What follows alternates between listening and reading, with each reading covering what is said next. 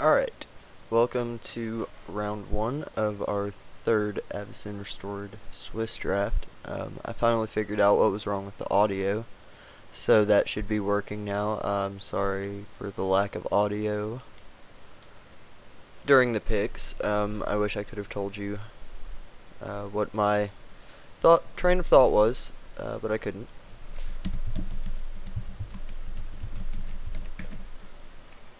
Alright, so yes, we would like to play first. I was going for a little bit of aggro, and this really looks okay. I'm not going to mulligan, because I like our hand quite a bit. We'll start with a forest and pass. I'm really happy that we got past this Silverblade Paladin, as well as our Soul of the Harvest. That's just a bomb. Okay, here, I think to curve out, we'll just play the Nightshade Pillar. I wish I had had the Duelist turn 1, that would have been pretty nice to have 2 creatures out by now. But I think we're okay. He's going to match us with an Alchemist's Apprentice. Okay, we are going to drop our Borderland Ranger.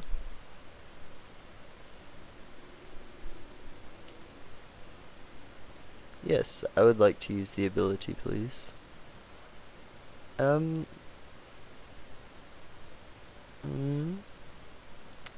if we draw into our Soul of the Harvest, but if we draw into our Stern Mentor, I think I'm going to take the island. Do I want a Soul Bond? Nah, I think I'll save the Soul Bond. Because I would actually really like to pair it up with our other soul bonding guy here. They could be friends. Double Strike and Death Touch is pretty sick, actually. Okay, so he's sacrificing during his main phase, which I'm not quite sure why he did that, but okay, so we got Galvanic Alchemist. Oh, hello, Bladed Bracers. Here I'm going to play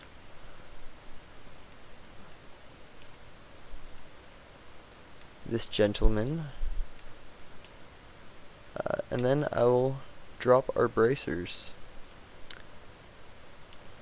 And now I think, yeah, we can go ahead and swing with both of our creatures. I don't think. Okay, so he's gonna block the 2/2. He's gonna take 2 damage. And we are doing just fine. Latch Seeker may be, that may actually be an issue. I don't much like that guy.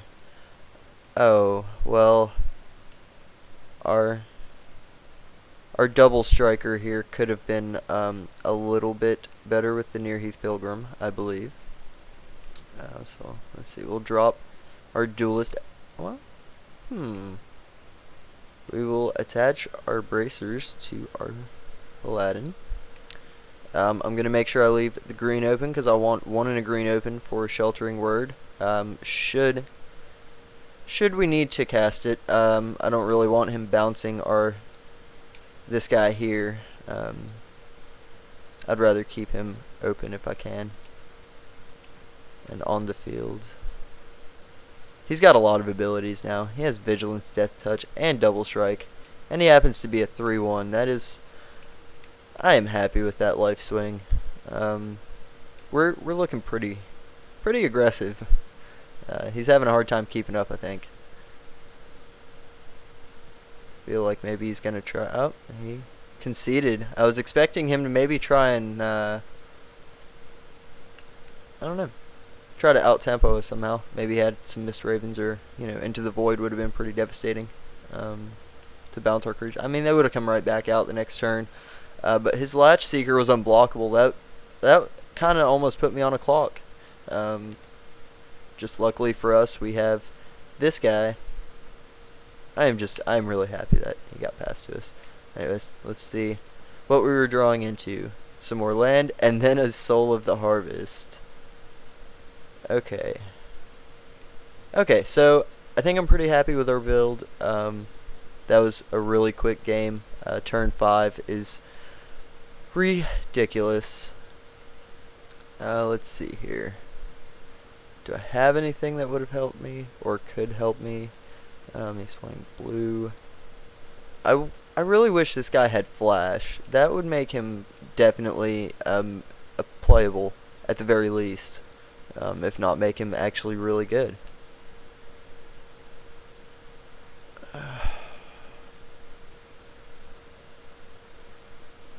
No, I think we're just gonna run with it as is, because that did pretty good last game. And so this is not really a hand that I would be too happy to keep.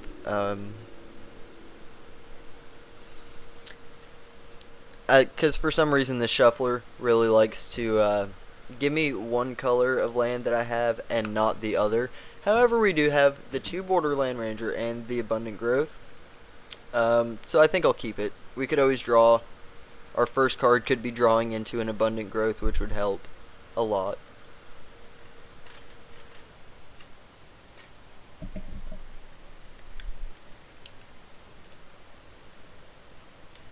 If not, then turn 3 we lay down our Gloom Widow.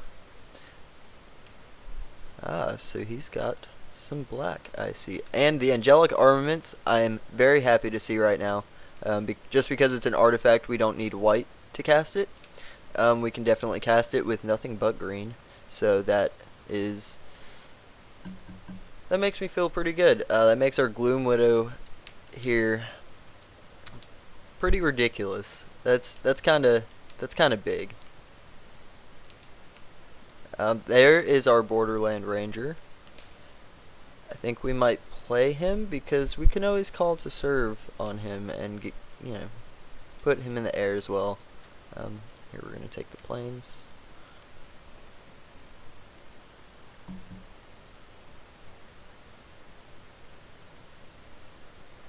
I'm glad we have those mana fetchers. That makes me feel better about playing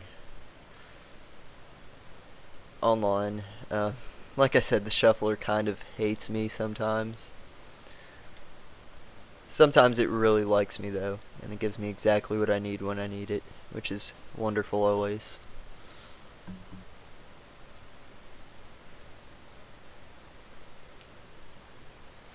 He's playing a Mass the Components, so I kind of feel like maybe he doesn't have anything that's worth playing. Okay, I could wish maybe for us to have one more planes at the moment, but I think we're okay. The armaments will get played. He's just gonna block. I'll leave our guy untapped.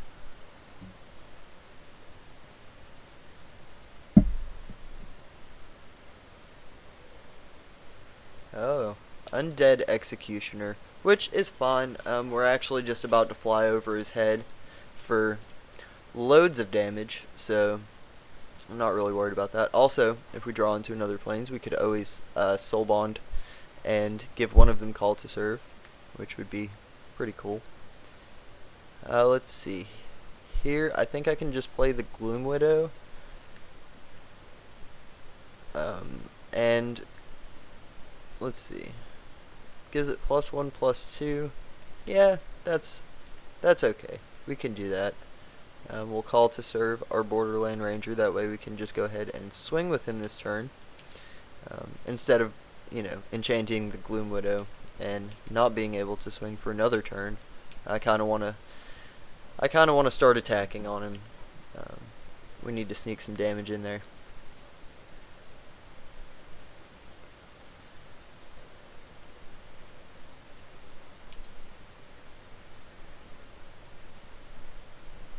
He is attacking. I can't block it because this can only block creatures with flying. Even so, I wouldn't block it. It would kill my spider, which would not be good for me at all. Another alky. Not alcoholic, alchemist. And we get an Angel's Tomb, which is not. We're one away from casting our Soul of Harvest. I want to draw into some more land soon because I've never been able to play that guy to see how well he actually is. He has been played against me and it's been pretty ridiculous. And he is tapping down my spider. I am ever so sad about that because that spider just became gigantic. It just went from a pretty big spider to a scary giant spider.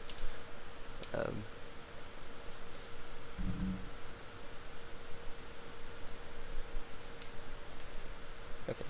He doesn't really have much firepower on the field at the moment, which I gotta say I'm pretty happy about. That could change at any moment. Dark Impostor is not something that I wanted to see.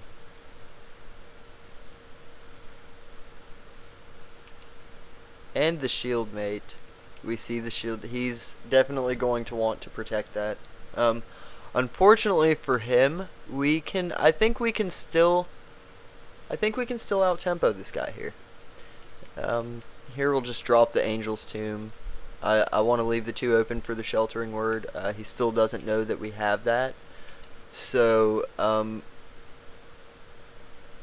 stopping him from exiling one of our creatures as well as gaining the life from that creature, that's actually pretty good. I like that.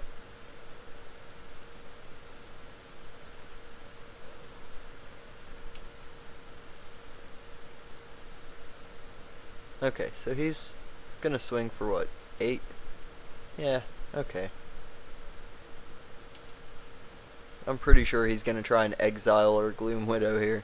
No? Maybe not. Okay, I would like to not draw any more high drops. That would not be very fun. Here we're gonna swing for 8 and see what he does.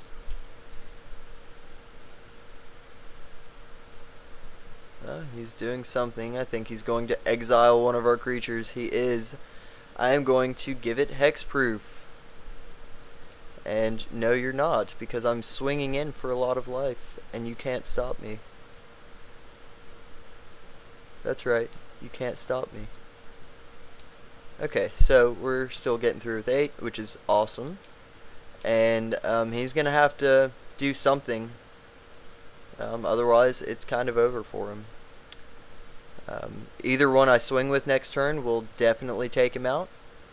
He does not have enough mana available to exile both of our creatures. So I think, and even so, I could always play the Geist Trappers next turn. This turns into a 3/3 Flying Angel until end of turn, and then I can just swing with that. So I think we're pretty safe in winning here. We never had to show him our Soul of the Harvest or Archangel. I don't think we played a Seraph of Dawn. No, we didn't. So he didn't really get to see much, which is good, because that means the replays won't show much. So our opponents won't really know. They'll know a little bit of what to expect, but I think we'll still have a couple of surprises for him. He's really thinking hard about how he can win this. I know he is.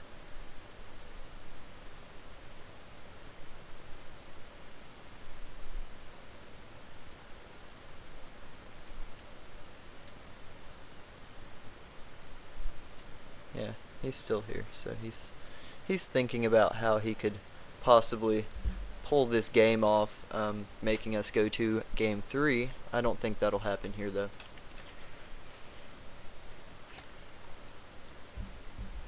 I could be a little bit ahead of myself, but let's see if even if he swung for 8 and played like Essence Harvest along with the Impostor's ability, he might think he has a chance. But like I said, even if he kills both of our creatures, we're just gonna swing with a 3/3 Angel next turn anyways. And I don't think he's got enough mana open, even if he did have the correct cards to win. I mean, maybe a barter in blood, and then no, even then he can't. He's actually one swamp away from being able to barter in blood, and then use the imposter's ability to take out my angel there, which would buy him another turn, which would he would be able to swing for at least what 6.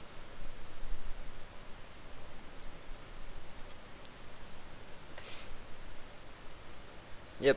Okay, so he conceded. That was round 1. We won, which is awesome. I like that. That means that, wow, we were just gonna keep drawing into cards that allowed us to keep that angel in the air and attacking. So yeah, he really had not a whole lot of chance on that one. I'm really happy with our build once again. Like I said, it's really aggressive, even with a slow start, as you see. We just took it to the air and took him down. Alright, well, we'll see you guys round 2.